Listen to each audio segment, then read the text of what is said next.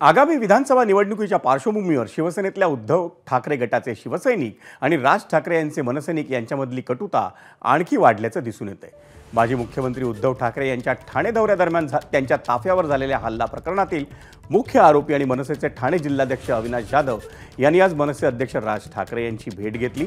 उद्धव ठाकरे यांच्या ताफ्यावर हल्ला करण्यासाठी मनसैनिकांना प्रवृत्त केल्याप्रकरणी जाधव यांना ठाणे पोलिसांनी मुख्य आरोपी केले, पण त्यानंतरही अविनाश जाधव यांच्या भूमिकेत फरक पडलेला नाही। राज ठाकरेंनी शांत राहण्याचा आदेश दिल्याचं सांगून ते म्हणाले की आम्ही शांत आहोत म्हणून आम्हाला डिवचू नका, पुन्हा कोणी मस्ती केली तर आम्ही गप्प बसणार नाही, असा इशारा जाधव यांनी एबीपी माझाशी बोलताना दिला।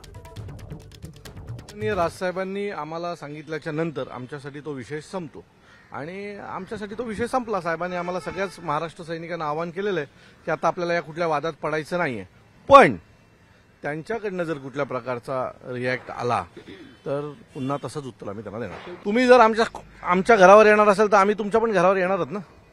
तुम्ही त्यामुळे ती एक जर तुम्ही बॉर्डर लाईन नीट ठेवलीत तर मला वाटतं ही गोष्ट घडणार नाही। तुम्ही ती पाळा, आम्ही आमच्याकडनं सुरुवात करणार नाही, एवढं नक्की।